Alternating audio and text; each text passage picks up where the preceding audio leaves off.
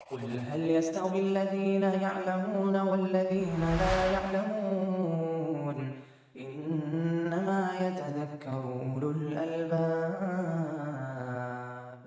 أشهد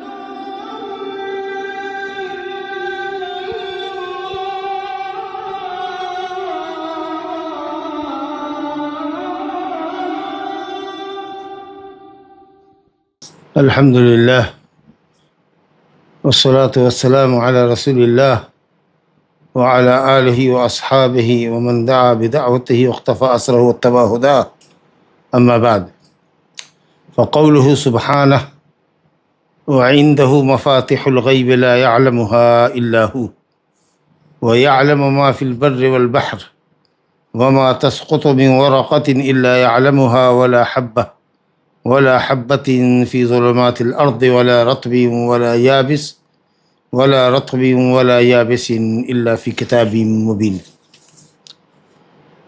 آیات صفات کا دراسہ ہم لوگ کر رہے ہیں عقیدہ واسطیہ میں، مختلف آیتوں میں مختلف صفاتی باری تعالیٰ کا ذکر ہے۔ چنانچہ یہ جو آیت ابھی آپ کے سامنے وَعِندَهُ مَفَاتِحُ الْغَيْبِ پڑھی گئی، یہ سورہ انعام کی آیت نمبر 59 ہے، 59۔ اللہ فرماتا ہے وَعِندَهُ مَفَاتِحُ الْغَيْبِ، اور اسی کے پاس غیب کی چابیاں۔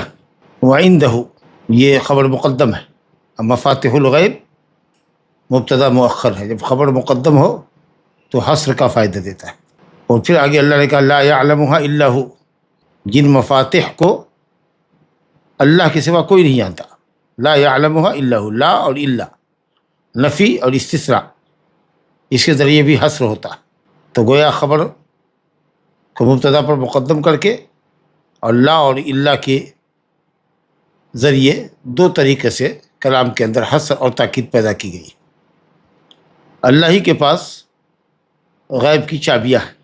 مفاتح مفتاح کی جمع، اور بعض علماء نے کہا کہ مفتاح کی جمع، مفتاح کی جمع مفاتح، ورنہ وہ اصل میں مفاتیح آتا ہے یا کے ساتھ، بحذف یا قلیل ہے۔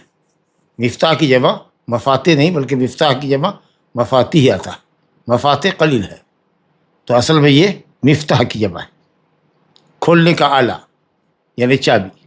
تو بہرحال یہ مفتاح کی جمع ہے یا مفتاح کی جمع ہے۔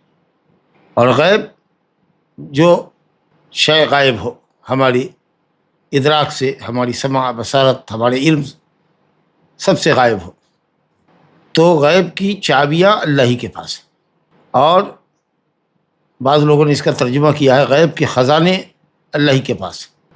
مفتح جس کی جمع مفاتح ہے، میم کے فتح اور تا کے سکون کے ساتھ، مفتح اس کا معنی خزانہ۔ غیب کے خزانے اللہ ہی کے پاس ہیں، یعنی غیب کا علم قلیل و کثیر، سب جو چیز غیب ہے وہ سب مطلق اس کا علم اللہ کے پاس ہے۔ اور بعض لوگوں نے کہا کہ یہ مفتح کی جمع ہے، مفتح یعنی مبدأ، غیب کی آغاز، ابتدا اور آغاز کو مفتح کہتے ہیں، کہ غیب کی ابتدا اللہ کو ہے، اور اس کے بعد جتنی اس ابتدا اور آغاز کے بعد جتنی چیزیں اس سے ریلیٹڈ ہیں غیبیات، وہ سب اللہ کے پاس ہے آغاز کے بارے میں۔ بہرحال فرمایا گیا لا يعلمها الا هو، قلیل اور کثیر کوئی بھی غیب کی بات، غیب کی کوئی بھی قلیل اور کثیر بات اللہ کے سوا کسی کو معلوم نہیں، نہ کسی فرشتے کو، چاہے وہ کتنا ہی مقرب کیوں نہ ہو، جبریل امین کیوں نہ ہو، جو آسمانی فرشتوں میں پیغام لانے والے فرشتوں میں سب سے بزرگ، اشرف اور افضل فرشتہ ہے، یا محمد صلی اللہ علیہ وسلم جو انسانوں میں جو رسول اور انبیاء نبی بھیجے گئے ان تمام میں سب سے اشرف، افضل، اعلیٰ اور عرفہ ہے، آپ کو بھی علم نہیں، مگر اتنا ہی جتنا کہ اللہ رب العالمین غیب کا علم کسی فرشتے کو یا کسی نبی کو عطا کرے۔ تو وہ چیزیں جو اللہ نے فرشتوں کو بتائی ہے غیبی امور سے یا کسی نبی کو بتائی ہے، تو وہ چیزیں دوسرے لوگ نہیں جانتے ہیں، دوسروں کے لیے وہ چیز اب بھی غیب ہے، لیکن جس نبی کو یا جس فرشتے کو اللہ نے جتنی بات بتائی وہ اس کے لیے ظاہر ہو گئی۔ اور ماشاءاللہ جو پیشین گوئیاں نبی صلی اللہ علیہ وسلم نے مستقبل کی فرمائی ہے وہ سب اسی اللہ تعالیٰ کے عطا کردہ علم غیب کا نتیجہ ہے. جو اللہ نے غیب کی جتنی باتیں آپ کو بتائی اسی قدر اللہ کے نبی نے وہ باتیں مستقبل کے تعلق سے اپنی امت کو خیر خواہانہ طور پر آگاہ کیا. نہ اللہ کے علاوہ کسی کی ذات غیب داں ہے اور نہ اللہ نے کسی کو غیب کا علم عطا کیا. بس اتنا ہی علم عطا کیا ہے جتنا اللہ نے چاہا، انہی اشیاء کا علم. یہ نہیں کہ اللہ نے غیب کا علم عطا کر دیا کہ چلو میں تم کو یہ اختیار دیتا ہوں کہ تم غیب جانو. نہیں، ذاتی اور عطائی کسی کو کوئی علم نہیں. بس اطلاع غیبی امور پر اللہ رب العالمین نے اطلاع کیا ہے. جس بندے کو چاہتا ہے اللہ تعالیٰ غیب کی باتوں پر مطلع کرتا ہے. یہ نہیں کہ غیب کی صفت ہمارے اندر تھی یا غیب کا علم اللہ کے پاس تھا اور اللہ نے کسی نبی کو عطا کر دیا، قلیل یا کثیر، ہرگز نہیں. وہ سارا کا سارا علم اللہ کے پاس. کچھ غیبی اشیاء کا علم اللہ تعالیٰ نے جو عطا کیا اس کا مطلب یہ کہ غیبی امور پر اللہ نے مطلع کیا. الا من ارتضی من رسول، الا من ارتضی من رسول، جس رسول سے اللہ راضی ہوتا ہے اور جس قدر باتیں اللہ مناسب سمجھتا ہے غیب کی وہ باتیں اس نبی کو بتاتا ہے، غیب کی ان باتوں پر نبی کو مطلع کرتا ہے. تو وہ چیزیں دوسروں کے لیے تو غیب ہوتی ہیں جب تک کہ سامنے نہ آ جائے، لیکن جس نبی کو جس رسول کو اللہ نے بتایا ہوتا ہے اس کے لیے وہ غیب نہیں ہوتی. باقی غیب کا مطلق علم اللہ کے پاس ہے، غیب مطلق. اور جس قدر اللہ جس نبی کو چاہے، جس قدر غیب کی باتیں اللہ تعالیٰ جس نبی کو چاہے، جن باتوں پر اللہ تعالیٰ مطلع کرنا چاہے وہ مطلع کرتا ہے. لا یعلمها الا هو. لہٰذا یہ عقیدہ رکھنا کہ کوئی غیب اللہ کے علاوہ بھی جانتا ہے، خواہ کوئی فرشتہ کیوں نہ ہو، کوئی نبی کیوں نہ ہو، یہ عقیدہ کفریہ ہے. اور جو کوئی اس عقیدے کی تصدیق کرتا ہے وہ بھی کافر ہے، کیونکہ دو تاکید کے ذریعے اللہ تعالیٰ نے فرمایا وعنده مفاتیح الغیب، اسی کے پاس غیب کی چابیاں، اسی کے پاس غیب کے خزانے، اسی کے پاس غیب کے تمام امور کی ابتدا ہے. لا یعلمها الا هو، اور غیب کو اللہ کے سوا کوئی نہیں جانتا. الا من ارتضی من رسول، مگر جس رسول سے راضی ہو اور جتنی باتیں اس کو بتلانا چاہے وہ نبی صرف اتنے ہی بتائی ہوئی باتوں کو جانتا ہے، ورنہ کسی کے پاس کوئی غیب کا علم نہیں ہے. حضرت جبریل امین محمد صلی اللہ علیہ وسلم کے پاس تشریف لائے، جو حدیث جبریل کے نام سے مشہور ہے، صحیح مسلم کی پہلی حدیث کتاب الایمان کی حضرت عمر بن خطاب رضی اللہ عنہ سے، جس میں جبریل امین علیہ الصلوۃ والسلام نے اسلام، ایمان اور احسان کے متعلق پوچھا، آپ نے جواب دیا صلی اللہ علیہ وسلم. اور چوتھا سوال تھا قیامت کے متعلق، متى الساعہ، تو آپ نے کیا فرمایا؟ مل مسئول عنہا بعالم من السائل، جس سے پوچھا گیا ہے قیامت کا علم وہ سائل کے سے زیادہ نہیں جانتا. یعنی جس طرح سائل نہیں جانتا اس طریقے سے مسئول نہیں جانتا. یعنی ہم اور آپ لا علمی میں، عدم علم میں برابر ہیں. چلیے صاحب. وَيَعْلَمُ مَا فِي الْبَرِّ وَالْبَحْرِ، اور اللہ تعالیٰ جانتا ہے ان تمام چیزوں کو. ماں کلمہ عام ہے، جو خشکی میں ہے اور جو سمندر میں. خشکی میں جو اجناس ہے، انواع کو چھوڑ دیے، جنس، انسان ایک جنس ہے، حیوان، اور حیوان کے اندر جو صنف ہے، اور حشرات الارض، اور اشجار اور جبال، اللہ اکبر، اور اسی طریقے سے سمندر کے اندر جو مخلوقات ہے، ظاہر ہے کہ ان کا علم اللہ کے سوا کسی کو نہیں.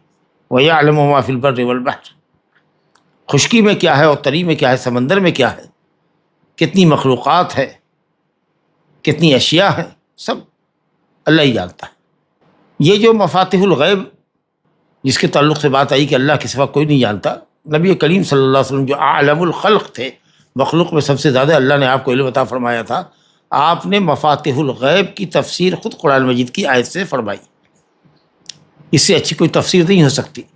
چنانچہ سورہ لقمان کی آخری آیت، غالباً 34 نمبر کی جو آیت ہے، ان اللہ عندہ علم الساعہ، آپ نے یہ آیت تلاوت کی اور کہا کہ ہن مفاتیح الغیب، یہی مفاتیح الغیب.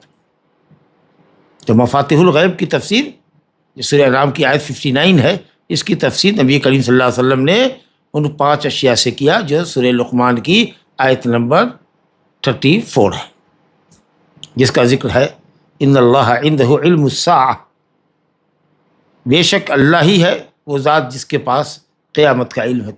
قیامت کب واقع ہوگی کائنات میں کوئی نہیں جانتا. اگر کوئی علم قیامت کے علم کا دعویٰ کرتا ہے جھوٹا ہے، پاجی. وَيُنَزِّلُ الْغَيْثَ، اور اللہ ہی بارش نازل کرتا ہے. غیث کے معنی ہوتا ہے ازالۃ الشدہ، مصدر ہے. غیث معنی ازالۃ الشدہ، مراد ہے بارش، کیونکہ اللہ تعالیٰ بارش نازل کر کے لوگوں کی شدت اور تکلیف کو دور کرتا ہے. انسانوں کو پانی کی ضرورت ہے، تمام دیگر مخلوقات کو جو پانی کی ضرورت ہے، دیگر مخلوقات کو پانی کی ضرورت ہے، چرند پرند کے علاوہ نباتات، اشجار وغیرہ سب کو پانی کی ضرورت ہے. اچھا یہاں دیکھیے غیث کہا ہے قرآن نے، غیث، کیونکہ ہر بارش غیث نہیں ہوتی. بارش برستی ہے نقصان کا باعث بنتی، پودے نہیں اگتے. تو مراد ہے وہ بارش جو نفع بخش ہو، آدمی کو سیراب کرنے والی ہو، پودے کو اگانے والی ہو، جس سے پودا نکلے، چراگاہوں میں گھاس پھوس آئے، کھیتوں میں پودے لگائے جائے، غلے لگائے جائے، باغات میں پھل آئیں. وہ اصل میں بارش ہوتی ہے. اس لیے مسلم کی روایت میں ہے کہ اصل میں قحط یہ نہیں ہے کہ تم پر بارش نہ برسائی جائے، بلکہ اصل قحط یہ ہے کہ بارش برسائی جائے اور بارش کوئی پودا نہ اگا سکے، یہ اصل قحط. تو اس لیے یہاں پر وَيُنَزِّلُ الْغَيْثَ، اللہ غیث اتارتا ہے، مطر نہیں کہا، کیونکہ ہر مطر غیث نہیں ہوتی. وہ بارش جو لوگوں کی شدت کے ازالے کا ذریعہ بنے، اس کو اللہ ہی اتارتا ہے. کوئی طاقت نہیں ہے جو بدلی پیدا کر دے اور بارش برسا دے. وَيَعْلَمُ مَا فِي الْأَرْحَامِ، اور وہی اللہ ہے جو جانتا ہے رحموں میں کیا ہے.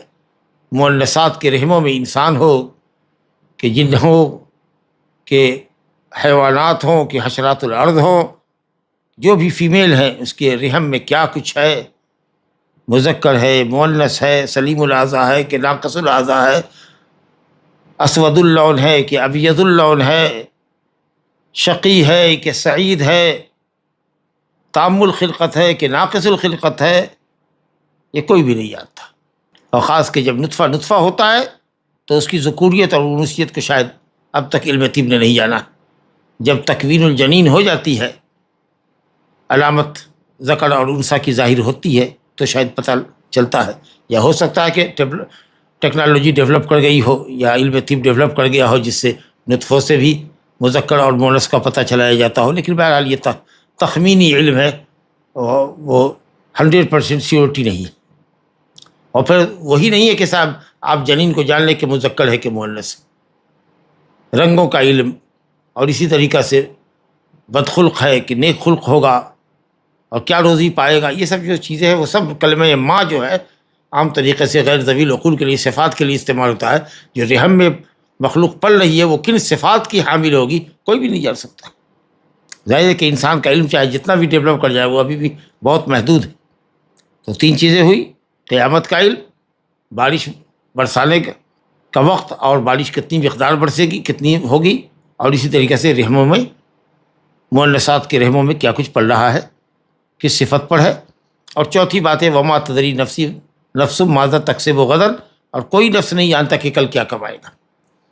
آدمی کچھ لوگ سمجھتا ہے کہ ہم کو معلوم ہے کہ ہمارا کل کیا کام ہے، روز تو ہم یہی کرتے ہیں. ممکن ہے کہ ارادہ کرے اور پہنچ نہ سکے، گھر سے نکلا موت ہو گئی، ہو سکتا ہے کوئی رکاوٹ آگے نہیں پہنچ سکا. تو مستقبل کا علم اللہ کے سوا کچھ نہیں، کسی کو نہیں. وما تدری نفس بأی ارض تموت، اور کوئی بھی نفس نہیں جانتا کہ کس زمین میں اس کی موت ہوگی. اپنے شہر میں موت ہوگی کہ شہر سے باہر ہوگی، دارالاسلام میں ہوگی کہ دارالکفر میں ہوگی، اپنے شہر میں اپنے گھر میں مرے گا یا سڑک پر مرے گا، خشکی میں مرے گا کہ سمندر میں مرے گا کہ ہوائی جہاز کے سفر میں موت آئے گی. یہ ساری باتیں روز کے مشاہدے میں ہیں ہم لوگوں کے، اللہ کے سوا کوئی نہیں جانتا. یہ حدیث بخاری شریف کی کہ نبی کریم صلی اللہ علیہ وسلم نے مفاتیح الغیب کی تفسیر میں یہ آیت کریمہ جو سورہ لقمان کی ہے، آیت نمبر 34، اس کی تلاوت فرمائی. ان اللہ عندہ علم الساعہ وینزل الغیث ویعلم ما فی الارحام وما تدری نفس ماذا تکسب غدا وما تدری نفس بأی ارض تموت. آگے ویعلم ما فی البر والبحر، خشکی اور تری میں کیا ہے، خشکی میں اور سمندر میں کیا ہے، کتنی مخلوقات ہے، وہ سب اللہ ہی جانتا ہے. وما تسقط من ورقۃ الا یعلمها وما تسقط من ورق، ما نافیہ اور من زائدہ. اگر کہا جائے کہ قرآن مجید میں یہ لفظ زائد ہے تو زائد کا مطلب یہ کہ اعرابی حالت میں عربی کہ اعراب کی حالت سے زائد ہے کہ اگر اس کو نکال دیا جائے تو کلام میں خلل نہیں پڑے گا، وما تسقط ورقۃ الا یعلمها ہو جائے گا۔ لیکن معنوی اعتبار سے فائدہ ہے، معنوی اعتبار سے کوئی لفظ قرآن مجید میں زائد نہیں۔ جب ماں کے بعد من آتا ہے تو وہ عموم کا فائدہ دیتا ہے، عموم میں تاکید کرتا ہے، کوئی بھی پتا، چھوٹا سے چھوٹا پتا، بڑا تو بڑا، چھوٹا سے چھوٹا پتا، ما تسقط من ورقۃ، نہیں گرتا ہے کوئی بھی پودا، کوئی بھی پتا، چھوٹا سے چھوٹا، بڑا سے بڑا۔ یہ جو تاکید معنی کے اندر آ رہی ہے وہ آپ کا من پیدا کر رہا ہے۔ جو اعرابی حالت میں تو من زائدہ ہے کہ اگر اس کو ہٹا لیا ہے، زائدہ کا مطلب کہ عربی عبارت میں اگر اس لفظ کو ہٹا دیا جائے تو کلام سلیم رہے، سینٹینس کمپلیٹ رہے۔ لیکن معنوی اعتبار سے قرآن مجید میں کوئی بھی لفظ زائد نہیں، ایک لفظ بھی زائد نہیں ہے۔ جو بھی لفظ آیا ہے، با آئے، فی آئے، من آئے، سب کا معنی ہے۔ یہاں پر ماں کے بعد جو من آیا ہے وہ عموم کی تاکید کرتا ہے کہ کوئی بھی پتا چاہے جیسا بھی ہو، خشکی اور سمندر میں جو بھی درخت ہے، چھوٹے سے چھوٹے اور بڑے سے بڑے پودے، جو ہے اس کا جو پتا ہے نہیں گرتا ہے، الا یعلمها، مگر اس کو اللہ ہی جانتا ہے۔ ولا حبۃ فی ظلمات الارض، اور نہیں ہے کوئی دانہ، چھوٹا سے چھوٹا دانہ ہو جس کو آنکھیں دیکھ نہیں سکتی، کسان جا کر کے اس کو زمین میں چھیٹ آتا ہے، زمین میں چھیٹ دیتا ہے، وہ بو دیتا ہے، اور وہ زمین کی تاریکی میں چلا جاتا ہے۔ پھر وہ اس کو زمین کو دوبارہ سے جوتتا ہے، برابر کرتا ہے تاکہ دانہ جو اوپر ہے وہ نیچے چلا جائے۔ پھر اس پر پانی وانی کی برسات ہوتی ہے، کئی تاریکیوں میں وہ دانہ ہوتا ہے، کوئی نہیں دیکھ رہا ہے زمین کی تاریکیوں میں، لیکن اللہ رب العالمین جان رہا ہے۔ اللہ اکبر۔ ولا رطب ولا یابس، اور نہ ہی کوئی رطب چیز ہے، نرم چیز، اور یابس والے خشک چیز۔ دنیا میں جتنی اشیاء ہیں وہ دو ہی قسموں میں بٹیں گی، یا تو وہ خشک ہے یا وہ تر ہے۔ الا فی کتاب مبین، مگر وہ واضح کتاب میں تحریر شدہ، لکھی ہوئی، تحریر کردہ ہے، یعنی لوح محفوظ کے اندر محفوظ ہے، تحریر کردہ ہے۔ یہ آیت کریمہ کی تفسیر آپ کے سامنے رکھی ہے۔ اس آیت سے کیا سمجھا ہم لوگوں نے؟ کہ اللہ رب العالمین نے تمام اشیاء کا علم، غیب کا تمام علم، اور بر و بحر کی تمام چیزیں، اور کسی بھی دنیا کی کسی بھی درخت کا، چاہے خشکی کا ہو کہ طریقہ ہو، بڑا پتا ہو کہ چھوٹا سے چھوٹا پتا ہو، وہ سب، اور دانے میں زمین میں کی تاریکیوں میں چھپا ہوا دانہ، اور رطب اور یابس، کوئی بھی شے نہیں ہے مگر وہ سب کتاب مبین میں اللہ نے لوح محفوظ میں لکھا ہوا ہے۔ تقدیر کے جو 4 مراتب ہیں، تقدیر پر ایمان لانے کے لیے 4 چیزوں پر جو ایمان لانا ضروری ہے، اس میں ایک چیز یہ بھی ہے کہ اللہ رب العالمین، پہلی چیز تو یہ کہ اللہ رب العالمین کو ازل سے لے کر ابد تک کا علم ہے، اور جو علم اللہ کے پاس ہے ازل سے لے کر ابد تک کا، جو کچھ اس نے جانا ہے اس کو اللہ رب العالمین نے لوح محفوظ میں لکھ دیا ہے۔ تو یہ کتابت جو ہے لوح محفوظ میں، یہ دوسرا مرحلہ ہوا۔ اور اس کے بعد تمام اشیاء کا، اور کوئی بھی چیز کائنات میں اچھی ہو یا بری پیش نہیں آتی ہے مگر اللہ کی مشیت سے۔ اس کی کائنات میں کوئی بھی چیز اس کی مشیت کے بغیر نہیں ہو سکتی، کیونکہ جب تک وہ چیز کو پیدا نہیں کرے گا اس وقت تک وہ چیز وجود میں آ نہیں سکتی۔ تو اللہ تعالیٰ کی مشیت جو عام ہے اور شامل ہے ہر چیز کو، نیکی کرے تو بھی اس کے پیچھے اللہ کی مشیت ہے، انسان بھی ارادہ کرتا ہے نیکی کا، اس کو کرتا ہے۔ اللہ رب العالمین بھی، اللہ نے نیکی پیدا کی ہے اور انسان کو نیکی کرنے پر قدرت دی ہے۔ اسی طریقے سے انسان برائی چاہتا ہے، برائی کرتا ہے، اللہ رب العالمین نے بھی برائی پیدا کی ہے بندوں کی آزمائش کے لیے، اور برائی کرنے پر بھی انسان کو اللہ نے قادر بنایا، اس کے ہاتھ اور پاؤں میں طاقت ہے۔ جس طرح اچھائی کرنے پر قادر ہے انسان، برائی کرنے پر بھی قادر ہے۔ تو اللہ تعالیٰ کی مشیت، انسان بھی صاحب ارادہ اختیار ہے، مشیت والا ہے، اور وہ کرتا ہے افعال کو، فعلاً حقیقتاً کرتا ہے۔ اور اللہ رب العالمین نے اچھائی اور برائی پیدا کی ہے، اور شاء کا مطلب چاہنے کا مطلب یہ ہے کہ جس طریقے سے اللہ نے نیکی کرنے کی طاقت اس کو دی ہے، اس کے اعضاء جوارح کو، اسی طریقے سے برائی کرنے پر بھی اللہ نے اس کو قادر بنایا ہے۔ تو کوئی بھی چیز کائنات میں اچھی یا بری ہو، وہ اللہ کی مشیت اور ارادے کے بغیر نہیں ہو سکتی۔ تو یہ تیسری چیز، اور چوتھی چیز ہے خلق، کہ جتنی بھی چیزیں ہیں وہ سب اللہ کی مخلوق ہے۔ انسان کو اللہ نے پیدا کیا، اور انسان جو بھی اچھا یا برا فعل کرتا ہے اس کا بھی خالق اللہ ہی ہے۔ خالق الخیر اور خالق الشر دونوں ہی اللہ ہے۔ تو یہ 4 مرحلے ہیں۔ پھر الگ سے جو چیپٹر شیخ الاسلام نے اس عقیدے کی کتاب میں عقیدہ واسطیہ میں تقدیر کے تعلق سے قائم کیا ہے فصل، اس کے اندر بیان پھر وہاں آئے گا، تفصیل میں جانے کا اس وقت موقع نہیں۔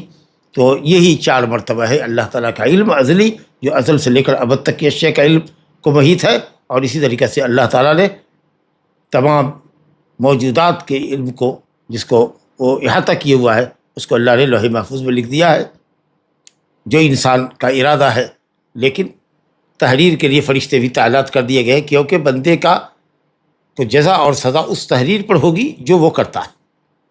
سمجھا کہ اور یہ کہ کائنات میں کوئی بھی چیز بغیر اللہ کے پیدا کیے ہوئے اور بغیر اس کی مشیت کے، اس کے ارادے کے نہیں ہو سکتا، اور اللہ تعالیٰ تمام مخلوقات کا خالق، وہی خالق ہے، باقی سب مخلوقات ہے۔ اللہ خالق و کل شیء، یہ 4 مرحلے، 4 درجے، اگر ان 4 پر ایمان مکمل ہو جائے تو تقدیر کا مسئلہ آسان ہوتا ہے۔ ویسے بھی القدر من قدرت اللہ، تقدیر اللہ کی قدرت کی دلیل ہے، بہت بڑی قدرت کی دلیل ہے۔ چاہیے تو ازل سے لے کر ابد تک کا علم، تمام اشیاء، اللہ جانے کتنی مخلوقات ہے، اللہ سب کے متعلق کلیات، جزئیات، تفاصیل سب اللہ کو معلوم، اور سب تحریر میں لو۔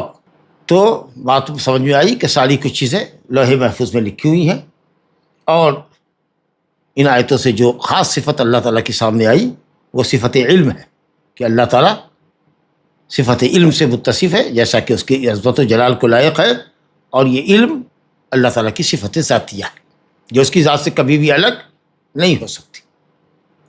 اچھا، یہ لوگ صفات کے منکر ہیں، پہلے بھی بات آ چکی ہے کسی موقع پر، خاص قواعد مسلم میں پڑھا ہے کہ یہ لفظی جھگڑا ہے۔ معتزلہ کہتے ہیں کہ معتزلہ اللہ کے لیے نام ثابت تو کرتے ہیں، علیم ہے، خبیر ہے، سمیع ہے، بصیر ہے، لیکن معنی نہیں ثابت کرتے، کہتے ہیں علیم ہے بلا علم کے۔ تو جب علیم مانتے ہو اور علم والا نہیں مانتے ہو تو علیم معنی کیسا ہوا؟ یہ بالکل عقل کے بھی منافی بات ہے کہ ایسا ہے کہ کسی کو آپ کہے کہ سمیع، اس کا معنی ہے سننے والا، لیکن آپ کہیں کہ نہیں وہ سمیع تو ہے لیکن سنتا نہیں، تو پھر سمیع کیسے ہوگا؟ لا حول ولا قوت۔ اور جہمیہ کہتے ہیں کہ اسماء اور صفات دونوں ہی، جہمیہ دونوں کا انکار کرتے ہیں، اور معتزلہ اسماء کا اقرار کرتے ہیں لیکن صفاتی معنی کا انکار کرتے ہیں کہ علیم بلا علم ہے، قدیر بلا قدرت ہے، سمیع بلا سمع ہے، بصیر بلا بصر ہے، لا حول ولا قوت الا باللہ۔ تو معتزلہ پر رد ہے، اور یہ کہ اللہ رب العالمین کا علم ہر چیز کو شامل ہے، محیط ہے، کوئی بھی چیز اس پر پوشیدہ نہیں ہے، تمام کلیات، تمام جزئیات کو جانتا ہے، ہر شے کو جانتا ہے، جو ہو چکی، جو ہو رہی ہے، جو ہوگی، جو نہیں ہوئی، اگر ہوتی تو کیسی ہوتی، اللہ، تمام چیزوں کا اللہ کوئی نہیں۔ اور غیب کے تعلق سے تو بات آ چکی کہ غیب مطلق اللہ کے پاس ہے، اور غیب مقید جتنی باتیں غیب کے تعلق سے، غیبی امور سے متعلق جتنی چیزیں اللہ تعالیٰ جس نبی کو چاہتا ہے بتاتا ہے، جن اشیاء پر چاہتا ہے مطلع کر دیتا ہے، وہ دوسروں کے لیے تو غیب ہوتی ہے، لیکن اس نبی کے لیے، اس رسول کے لیے وہ غیب نہیں ہوتی، اس کو غیب مقید کہتے ہیں۔ تو غیب مطلق صرف اللہ کے پاس ہے۔ ایک آیت کی تفسیر ہم نے پڑھی، اور بنیادی طور پر سے اسے جو فائدہ ملا وہ یہ ہے کہ صفت علم کا ہمیں پتہ چلا، شروع سے ہی ہے، لا یعلم وعنده مفاتیح الغیب لا یعلمها الا هو۔ اسی طریقے سے وما یعلم ویعلم ما فی البر والبحر، یہاں بھی یعلم ہے جی، وما تسقط من ورقۃ الا یعلمها جی، کوئی پتا نہیں گرتا ہے مگر وہ جانتا ہے، تو علم کی صفت اللہ تعالیٰ کی۔ ولا حبۃ فی ظلمات الارض ولا رطب ولا یابس الا فی کتاب مبین، وہ لوح محفوظ میں تحریر کرتا ہے۔ تو 2 بنیادی بات عقیدے کی معلوم ہوئی کہ تمام چیزیں لوح محفوظ میں لکھی ہوئی ہے، اور یہ کہ اللہ رب العالمین کا علم تمام چیزوں کو محیط ہے، احاط بکل شیء علما جی، کوئی چیز اس پر پوشیدہ نہیں، اور وہ تمام کلیات کو، جزئیات کو، تمام چیزوں کو جانتا ہے، جو ہو گئی، جو ہوگی، اور جو نہیں ہوئی ہے، اگر ہوتی تو کیسی ہوتی، سب کو اللہ تعالیٰ جانتا ہے۔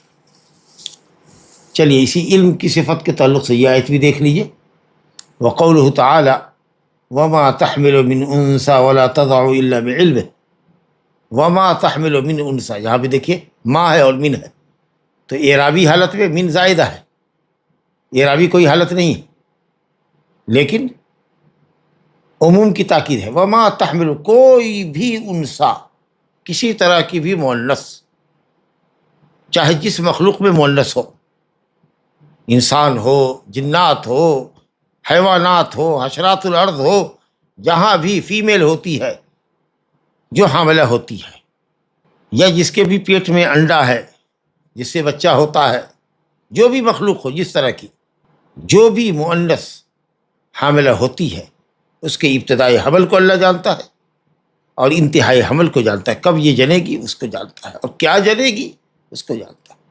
وما تحمل من انثی، نہیں ہے کوئی مؤنث جو حاملہ ہوتی ہے. کس دن حاملہ ہوگی، کب حمل جنے گی، مذکر ہوگا کہ مؤنث حمل، سب اللہ کے علم ہے. الا بعلمہ، مگر سب اللہ کے علم سے ہوتا ہے. گویا کوئی بھی چیز اللہ پر پوشیدہ نہیں ہے. اس آیت میں بھی آپ دیکھ رہے ہیں کہ صفت علم کو ثابت کیا گیا ہے، اور اس کے اوپر تو بہت کثرت سے دلیلیں موجود ہیں. اور یہ کہ اللہ کا علم بڑا وسیع ہے، بڑا وسیع. رحموں میں کیا ہے، رحم مادر میں کیا ہے، مؤنثات کے رحموں میں کیا کچھ پل رہا ہے، اور اس کی حمل کی مدت اقامت کتنی دن ہوگی، اور یہ کہ حمل ٹھہرے گا کہ ساقط ہو جائے گا، یہ ساری کچھ چیزیں اللہ کے پاس ہیں. یہ غیب کی وہ بڑی قسموں میں سے ایک قسم ہے جس کو اللہ کے سوا کوئی نہیں جانتا، جس کو مفاتیح الغیب کہا گیا ہے. وعنده مفاتیح الغیب لا يعلمها الا هو ويعلم ما في الارحام، اسی کا ذکر ہے یہاں. اللہ اکبر. تو صفت علم اور علم کی وسعت اللہ کی سمجھ آئی کہ اللہ تعالیٰ کا علم ہر چیز کو محیط ہے، وہ وسیع العلم ہے. رحموں میں جو کچھ ہے اس کا علم اللہ تعالیٰ کو ہی ہے، وہ اکیلا منفرد ہے. آگے فرمایا گیا کہ اور آیت دیکھیے، لِتَعْلَمُوا أَنَّ اللَّهَ عَلَى كُلِّ شَيْءٍ قَدِيرٌ وَأَنَّ اللَّهَ قَدْ أَحَاطَ بِكُلِّ شَيْءٍ عِلْمًا. اس سے پہلے کی آیت ہے اللہ الذی خلق سبع سماوات ومن الارض مثلہن یتنزل الامر بینہن لتعلموا ان اللہ علی کل شیء قدیر وان اللہ قد احاط بکل شیء علما. سورہ طلاق آیت نمبر 12، آخری آیت ہے سورہ طلاق کی، کہ وہی اللہ ہے جس نے 7 آسمان پیدا کیے. هو الذی خلق سبع سماوات ومن الارض مثلہن، اور زمین سے بھی انہی کے مثل، یعنی آسمان کے مثل. یہ مثلیت عدد کے اندر، صفت کے اندر نہیں، حیت کے اندر نہیں. آسمان کی حیت الگ ہے، آسمان کی صفت الگ ہے، زمین کی صفت الگ ہے. جو ہم یہاں سے آسمان دیکھ رہے ہیں، نیلگوں آسمان، اور جو زمین جس دھرتی پر ہم رہتے ہیں جس زمین پر، دونوں کی حیت کیفیت سب دیکھ رہے ہیں، الگ الگ. تو ظاہر ہے کہ جب مثلیت کیفیت میں نہیں ہے، صفت میں نہیں ہے، حیت میں نہیں ہے، تو مثلیت عدد میں ہی ہوگی نا، کہ اللہ تعالیٰ نے 7 آسمان پیدا کیا اور انہی کے مثل 7 زمین بھی پیدا کی. یہی ایک آیت ہے قرآن مجید میں جس سے سمجھ میں آتا ہے کہ زمین 7 ہے قرآن میں. باقی حدیث کے اندر تو بکثرت ہے کہ اللہ تعالیٰ نے 7 زمین بنائے ہیں. من اقتطع شبرا من الارض، جس نے کسی کے ظلماً کسی کی ایک بالش زمین قبضہ کر لی، غصب کر لیا، تو طوقہ من ایاہ من 7 اراضین یطوقہ اللہ یوم القیامۃ من 7 اراضین مثلہ، او کما قال صلی اللہ علیہ وسلم. جس قدر زمین اس نے غصب کی ہے اسی قدر زمین 7 طبق زمین، من 7 اراضین، 7 زمین سے اللہ تعالیٰ اس کے گلے کا طوق بنا دے گا کہ اٹھاؤ اس کو. یہ مطلب یہ کہ 7 طبق، یا یہ مطلب ہے کہ 7 طبق زمین کے اندر دھسا دے گا. تو حدیث میں تو 7 واضح ہے، لیکن قرآن مجید میں اسی آیت میں ومثلہن سے 7 زمین کا پتہ چلتا ہے. اس کے بعد اللہ تعالیٰ کا فیصلہ، اللہ تعالیٰ کا حکم، اس کے اوامر زمین اور آسمان کے درمیان اترتے ہی رہتے ہیں. یتنزل الامر بینہن، اللہ فرماتا ہے کہ یہ سب جو آسمان اور زمین اللہ نے ساتھ ساتھ بنائے اور اسی کا حکم کائنات میں چلتا ہے، یہ سب اس لیے اس نے بتایا ہے تمہارے لیے، لتعلموا، تاکہ تم لوگ جان لو، ان اللہ علی کل شیء قدیر، کہ اللہ ہر چیز پر قادر ہے. اللہ ہر چیز پر قادر ہے. یہ قدرت بھی اللہ تعالیٰ کی صفت علم کی طریقے سے صفت ذاتیہ ہی ہے. قدرت صفت ذاتیہ، قدرت، قوت، سب ایک ہی معنی میں. جی، اللہ علی کل شیء قدیر، اللہ ہر چیز پر قادر ہے، ہر چیز پر قادر. کچھ لوگوں کی تحریر میں آج کل ملتا ہے ان اللہ علی ما یشاء قدیر، اللہ تعالیٰ جس چیز کو چاہتا ہے اس پر قادر. یہ تعبیر قرآن کی تعبیر کے خلاف ہے. قرآن مجید میں عموم ہے، اطلاق ہے. ان اللہ علی کل شیء قدیر، یہ تعبیر استعمال کیجیے۔ لفظ کے خلاف یہ تعبیر کر رہے ہیں، علی ما یشاء قدیر، جس چیز کو چاہتا ہے اللہ، جس چیز کو چاہتا ہے اس پر بھی قادر ہے، اور جس چیز کو نہیں چاہتا ہے اس پر بھی قادر ہے۔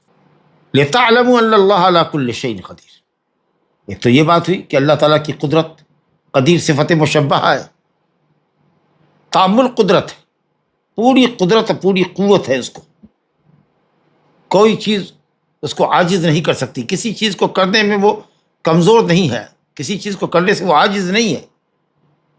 ایک فائدہ تو یہ ہوا زمین اور آسمان کو ساتھ بنا کر اور اپنے اوامر کو اتار کر، اور دوسرا فائدہ یہ وہ ان اللہ قد احاط بكل شیء علما، اور اس بات کو بھی لوگ جان لیں کہ بے شک اللہ تعالیٰ نے ہر چیز کو اپنے علم کے گھیرے میں لیا ہوا ہے، کوئی بھی چیز اس سے غائب نہیں، کوئی بھی چیز اس سے مخفی نہیں ہے۔ جی، کوئی بھی چھوٹی سے چھوٹی مخلوق چاہے وہ تحت الثری میں ہو، ساتوں طبق زمین، ساتویں طبق کے اندر ہو، اس کو بھی اللہ تعالیٰ جان رہا ہے، اس کو بھی سن رہا ہے، اس کو بھی دیکھ رہا ہے۔ اللہ اکبر۔ وَأَنَّ اللَّهَ قَدْ أَحَاطَ بِكُلِّ شَيْءٍ علما، خلق کے بعد کہ اللہ نے آسمان پیدا کیے ساتھ، هو الذی خلق سبع سماوات ومن الارض مثلہن، اس کے بعد اللہ تعالیٰ نے اپنی قدرت کا اور اپنے علم کی وسعت کا ذکر کیا، کیونکہ علم اور قدرت کے بغیر خلق ہو ہی نہیں سکتا۔ ظاہر ہے کہ خلق کے لیے کسی بھی شے کو عدم سے وجود میں لانے کے لیے قدرت چاہیے اور علم چاہیے، اسی لیے اللہ تعالیٰ نے آسمان اور زمین کی تخلیق کا ذکر کرنے کے بعد کہا لِتَعْلَمُوا أَنَّ اللَّهَ عَلَى كُلِّ شَيْءٍ قدیر، تاکہ تم جان لو کہ اللہ ہر چیز پر قادر ہے، قدیر ہے، فعیل کا وزن ہے مبالغہ کا۔ جی، اور یہ قدیر جو ہے فعیل کا وزن، یہ فعیل جو ہے یہ فاعل کے معنی میں، قادر کے معنی میں، مقدور کے معنی میں نہیں، قادر ہے، یہ اللہ تعالیٰ کی صفت ذاتیہ قدیر۔ تو یہ نام ہوا، اور اس سے جو صفت قدرت ہے وہ قدرت صفت ذاتیہ ہوئی، قدرت، قوت، سب ایک ہی معنی میں۔ اور دوسرا فائدہ یہ ہوا وَأَنَّ اللَّهَ قَدْ أَحَاطَ بِكُلِّ شَيْءٍ علما، اور اللہ تعالیٰ نے تمام چیزوں کو اپنے علم کے احاطے میں رکھا ہے۔ لہذا جب اللہ ہر چیز پر قادر ہے تو اس کے اندر بندوں کے افعال جو ہم کرتے ہیں، نیکی یا بدی، وہ سب اللہ تعالیٰ کی قدرت اور مشیت کے اندر داخل ہے۔ کہا نا کہ کوئی بھی کام ہم اچھا کریں یا برا کریں، وہ کام اللہ نے پیدا کیا ہے۔ نیکی کا وجود ہے اور معصیتوں کا بھی وجود ہے، آپ دنیا میں دیکھ رہے ہیں۔ اور اللہ رب العالمین کی مشیت اور ارادے کا مطلب ہے کہ اللہ تعالیٰ نے آپ کو اس کام کے اوپر بھی قادر رکھا ہے، اس کام پہ بھی قادر رکھا ہے۔ آپ کر کے جانتے ہیں، وہ پہلے سے جان رہا ہے کہ آپ کیا کیجیے گا، اپنے اختیار کا کیا فائدہ حاصل اٹھائیے گا، نیکی کیجیے گا کہ بدی کیجیے گا، وہ اللہ تعالیٰ جانتا ہے۔ اس لیے یہ کہنا کہ اللہ تعالیٰ کہ چاہے بغیر کوئی کام ہوگا، اللہ چاہتا نہیں ہے کہ صاحب کوئی کام ہو اور وہ ہو جاتا ہے، اور اللہ کسی چیز کو چاہتا ہو یعنی پیدا کیے ہوا ہو، اس کا ہونا تقدیر میں لکھا ہو اور وہ چیز نہ ہو، یہ امپاسبل، ہو ہی نہیں سکتی۔ تو جو بھی طاعت اور معصیت کا کام ہے وہ سب اس کے اندر قدیر کے علوم میں، عموم کے اندر داخل ہے۔ قدریہ نے جو ہے وہ افعال خلق کا انکار کرتے کہ بندوں کے افعال اس میں داخل نہیں، بندوں کے افعال پر اللہ قادر نہیں، بلکہ اس میں جو غلو پسند لوگ ہیں وہ کہتے ہیں کہ اللہ کو یہ بھی علم نہیں ہوتا کہ بندہ کب کیا کرے گا، جب وہ کرتا ہے تب اس کے علم میں آتا ہے۔ نعوذ باللہ من ذالک۔ یہ حقیقت میں یہ لوگ تقدیر کا انکار کر کے اللہ تعالیٰ کی عزت اور اس کی ملک اور اس کی ملکیت کے کمال کی نفی کرتے ہیں۔ تو اللہ تعالیٰ ہر چیز کا خالق ہے، رب ہے، مالک ہے، اس کے علاوہ کوئی خالق نہیں، کوئی رب نہیں۔ جو چاہتا ہے اللہ وہی ہوتا ہے، ماشاء اللہ کان وما لم یشاء لم یکن، جو اللہ نے چاہا وہ ہوا، جو نہیں چاہا نہیں ہوا۔ تو کائنات میں جو بھی حرکت اور جو بھی سکون ہے، وہ جو کچھ دیکھ رہے ہیں حرکت اور سکون، وہ سب اللہ کے قضاء قدر اور مشیت اور خلق کا نتیجہ ہے۔ اسی نے اپنی اطاعت کا، اپنے رسول کی اطاعت کا حکم دیا ہے اور معصیت اور اپنے رسول کی معصیت سے منع کیا ہے۔ اب جو جیسا کرتا ہے اللہ تعالیٰ کے عطا کردہ اختیار کی بنیاد پر اللہ اس کو جانتا ہے۔ اور جس طریقہ سے اللہ نے ہر چیز کو اپنے علم کے گھیرے میں لیا ہے، کوئی بھی شے وجود میں آئے یا کوئی فعل وجود میں آئے یا کوئی قول زبان سے نکلے، وہ سب اللہ کی قدرت اور اس کی پیدائش سے باہر نہیں۔ جیسے کوئی چیز اللہ کے علم اور اس کے مشیت سے خارج نہیں ہے، اسی طریقہ سے کوئی بھی چیز اور کوئی بھی فعل اللہ کی مشیت سے باہر نہیں ہے۔ لا الہ الا اللہ۔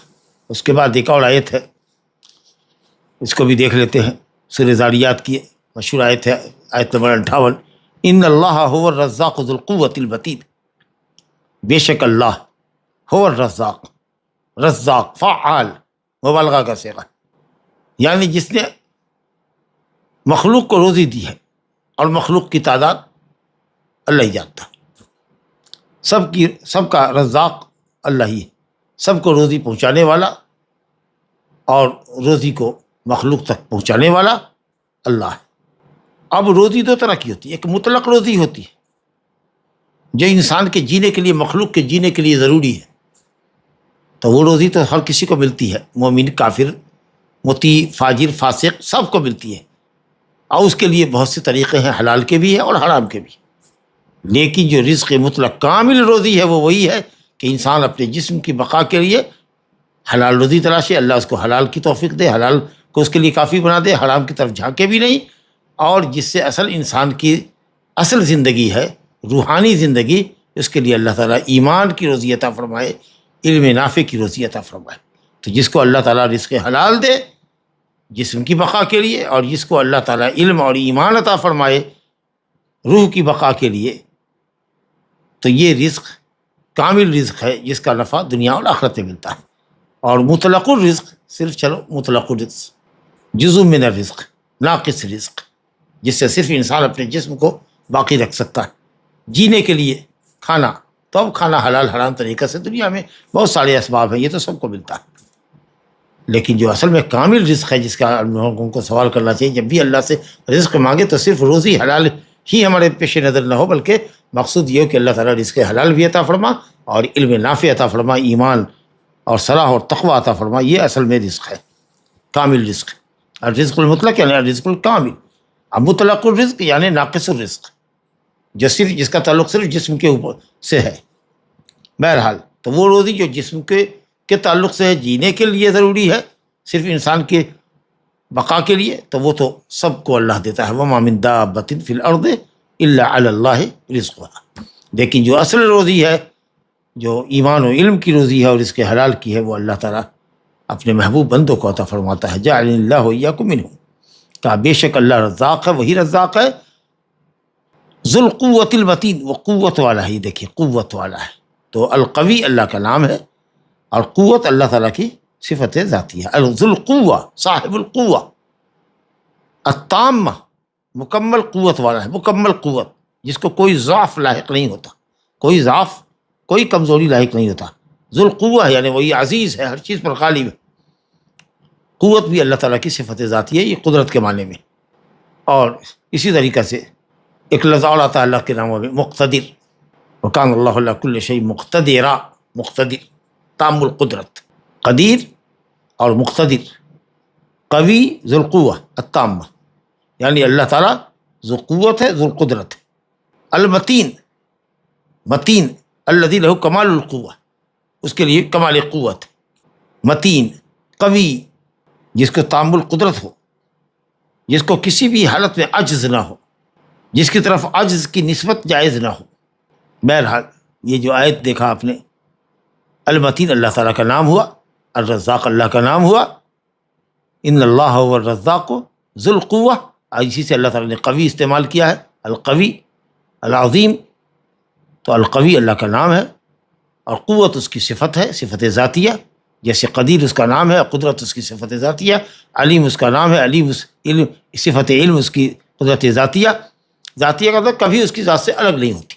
المتین، تو اس آیت میں رزاق کے لیے رزاق کی صفت ثابت ہوئی جو صفت فعلیہ ہے، روزی دینا، اللہ جس کو چاہتا ہے روزی دیتا ہے، یہ صلاحیت تو اس کے اندر ہے، اس اعتبار سے تو ذاتی ہی ہوئی، لیکن جب جس کو چاہتا ہے روزی دیتا ہے، تو یہ فعل ہے روزی دینا، یہ صفات فعلیہ ہوئی۔ ان اللہ هو الرزاق ذو القوۃ المتین۔ اس کے بعد فرمایا لیس کمثلہ شیء وہو السمیع البصیر، یہ بھی ہم لوگ پڑھ چکے ہیں، لیس کمثلہ شیء، اس کے مثل کوئی چیز نہیں ہے، یعنی یہ سلب ہے، کوئی چیز اس کے مثل نہیں ہے، کیوں؟ اس لیے کہ وہ اس درجہ کامل ہے کہ کوئی مخلوق اس کے کمال کا مقابلہ کر ہی نہیں سکتی، یہ مطلب، کیونکہ صفت سلبیہ میں اس کی ضد کا کمال ثابت کرنا پڑتا ہے، جب اس کے مثل کوئی نہیں ہے کا کیا مطلب؟ کہ وہ اس قدر کامل ہے، اس قدر کامل ہے کہ کوئی مخلوق اس کے کمال کا مقابلہ نہیں کر سکتی۔ تو جو لوگ اللہ کے لیے مثلیت ثابت کرتے ہیں، اللہ کی ید کو کسی اور ید پہ ثابت کرتے ہیں، منطبق کرتے ہیں، یا کہتے ہیں کہ صاحب ان الحق، یا کہتے ہیں کہ اپنا ہاتھ لہرا کے کہتے ہیں کہ یہ اللہ کا ہاتھ ہے، اللہ ہمارے اندر حلول کر گیا، جو حلولیوں کا عقیدہ ہے، جو مشبہہ ہیں، جو حلولی لوگ ہیں جی، تو اس کے اوپر یہ رد ہے، لیس کمثلہ شیء، مشبہہ پر رد ہے، وہو السمیع البصیر، اور وہ انتہائی سننے والا اور دیکھنے والا ہے۔ تو یہ صفت سمیع اور بصیر کی جو ہے یہ صفات ثبوتیہ ہے، اور یہ معطلہ پر رد ہے جو اللہ تعالیٰ کے لیے صفات کا انکار کرتے ہیں، یا معتزلہ پر رد ہے جو کہتے ہیں سمیع بلا سمع ہے اور بصیر بلا بصر ہے۔ تو مثلیت کی نفی کی گئی جو کمال وجود، کمال قدرت اور کمال صفت پر دلالت کرتی ہے، اور وہ السمیع البصیر یہ صفت ثبوتیہ ہے۔ تو اللہ تعالیٰ کے لیے یہ دو صفتیں حقیقی ثابت ہے، اللہ تعالیٰ حقیقی طور پر سنتا ہے، اللہ تعالیٰ حقیقی طور پر دیکھتا ہے۔ چنانچہ مستدرک حاکم میں صحیح روایت ہے، ابو داؤد وغیرہ میں بھی روایت ہے کہ ابو ہریرہ کہتے ہیں کہ نبی کریم صلی اللہ علیہ وسلم نے اس آیت کی تلاوت فرمائی، اور آپ نے اپنے انگوٹھے کو کان پہ رکھا اور اس کے بغل کی انگلی کو، شہادت کی انگلی یا مسبحہ کو آنکھ پہ رکھا۔ کیا بتانے کے لیے؟ تمثیل نہیں سمجھیے گا کہ نعوذ باللہ اللہ سنتا ہے اور اس کے لیے بھی کان ہے، اذن ہے یا آنکھ ہے، اور اشارہ کر رہے ہیں تشبیہ اور تمثیل کے لیے، واللہ لا، بلکہ یہ بتانے کے لیے کہ سمع سے مراد حقیقی سننا، اور دیکھنے کا مطلب حقیقی دیکھنا، نہ یہ کہ اللہ تعالیٰ کا کان ہے، اللہ کے لیے کان ثابت کر رہے ہیں، اذن ثابت کر رہے ہیں، اور اللہ رب العالمین کے لیے عین ثابت کر رہے ہیں اپنی آنکھ کی طرف، ہرگز نہیں۔ یہ بتانے کے لیے نبی صلی اللہ علیہ وسلم نے یہ اشارہ کیا کہ حقیقت میں سننا ہے جی۔ کوئی یہ سمجھے کہ صاحب یہ مجازی صفت ہے، تو یہ ہرگز نہیں۔ لا الہ الا اللہ تو اللہ تعالیٰ کے لیے صفت سمع اور بصر ہوا۔ اور اسی طریقے سے یہ اور آیت دیکھیے، ان اللہ نعم ما یعظکم بہ ان اللہ کان سمیعا بصیرا۔ ابتدائی آیت یہ ہے، سورہ نساء کی آیت نمبر 58 ہے، 58 نمبر کی آیت، ان اللہ یأمرکم ان تؤدوا الامانات الی اہلہا، ان اللہ یأمرکم ان تؤدوا الامانات الی اہلہا واذا حکمتم بین الناس ان تحکموا بالعدل۔ اللہ تعالیٰ تم کو حکم دیتا ہے کہ امانتیں امانت داروں کو دے دو، جن کی امانتیں ہیں ان کو دے دو۔ ان اللہ یأمرکم ان تؤدوا الامانات الی اہلہا، جس کی امانت ہے اس کو دے دو، ادا کر دو۔ اور جب لوگوں کے درمیان فیصلہ کرو تو عدل و انصاف پر مبنی فیصلہ کرو۔ اس کے بعد فرماتا ہے ان اللہ نعم ما یعظکم بہ، نعمہ فعل ہے اور ما اسم موصول ہے، جس چیز کی اللہ نصیحت کرتا ہے، یعظکم بہ، جس کی تم کو نصیحت کرتا ہے، وہ یہ نصیحت ہے، بہترین نصیحت ہے۔ نعمہ فعل مد ہے، یہ بہترین نصیحت ہے جو اللہ تم کو کر رہا ہے کہ امانت ادا کرو، امانت میں کبھی خیانت مت کرو۔ اللہ کی شریعت بھی امانت ہے، لوگوں کی بھی امانتیں ہمارے پاس ہے، تو اللہ کے احکام پر عمل کرو، لوگوں کی امانتوں میں خیانت نہ کرو۔ کسی کی کوئی بات تمہارے پاس امانت ہو تو اس میں خیانت نہ کرو، اس راز کا افشا نہ کرو۔ یہ بہترین نصیحت ہے جس کی اللہ تم کو نصیحت کر رہا ہے۔ آگے فرما رہا ہے ان اللہ کان سمیعا بصیرا، بے شک اللہ تعالیٰ بہت سننے والا اور دیکھنے والا ہے، وہ دیکھ رہا ہے، وہ جان رہا ہے کہ تم عدل و انصاف کرتے ہو کہ نہیں، امانتیں ادا کرتے ہو کہ نہیں، وہ سن رہا ہے، تمام اصوات کو سن رہا ہے۔